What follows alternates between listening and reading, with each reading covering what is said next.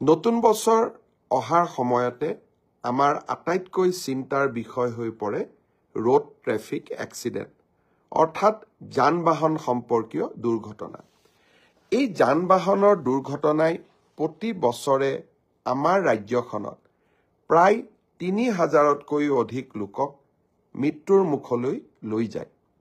যি কাৰণেই হওক, কাৰোবাৰ অসাৱধানতাৰ বাবে, হেলমেট নিপিন্ধাৰ বাবে, মদ খাই গাড়ী চলোৱাৰ বাবে বা আন বিভিন্ন কেতিয়াবা ৰাস্তা ঘাটত অসুবিধা থকা কাৰণে বিভিন্ন কাৰণত প্ৰতি বছৰে প্ৰায় ৩,০০০ লোকৰ দুৰ্ঘটনাত মৃত্যু হয়।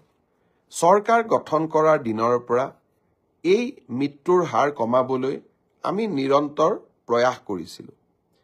এই বছৰটো আমাৰ বাবে এটা সফলতাৰ বছৰ আছিল।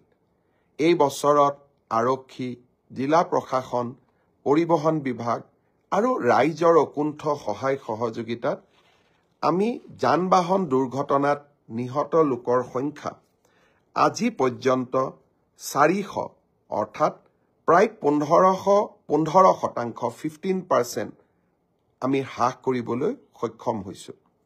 অৱশ্যে নলবাৰীৰ কেবিনেটত যান-বাহন আইন পালনৰ ক্ষেত্ৰত আমি কিছু শিথিল হোৱাৰ সিদ্ধান্ত লোৱা বাবে আমি ২০% লক্ষ্যৰ পৰা আমি ১৫% লক্ষ্যলৈ আমি অৱনমিত হলোঁ।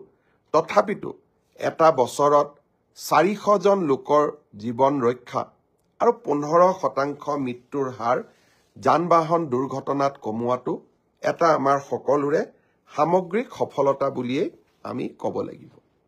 এতিয়া মোৰ এটা বিশেষ অনুৰোধ। যোৱাকালি ২৫ ডিচেম্বৰৰ পৰা ১৫ জানুৱাৰীৰ ভিতৰত এই এটা মাহতে অসমত আটাইতকৈ বেছি যান-বাহনৰ দুৰ্ঘটনা হয় আৰু এই সময়ছোৱাতে অধিক লোকৰ মৃত্যু ঘটে। যোৱাবাৰ এই সময়ছোৱাতে গোলাঘাটত হোৱা অদ্ভুত বাছ দুৰ্ঘটনাত পিকনিক খাবলৈ যোৱা গাঁৱৰ লোকসকলে যি দুৰ্ঘটনাৰ সন্মুখীন হৈছিল, তাত আমি কেইবাজনো লোকক হেৰুৱাই পেলাইছিলোঁ। গাঁওখনলৈ যাওঁতে সঁচাকৈয়ে মন সেমেকি উঠিছিলে। বিধৱা মাতৃ, বিধৱা পত্নী, পুত্ৰক হেৰুওৱা মাতৃ আৰু নিজৰ পৰিয়ালজনক হেৰুওৱা পৰিয়ালবৰ্গৰ ক্ৰন্দনে আমাক সকলোকে সেমেকাই তুলিছিলে।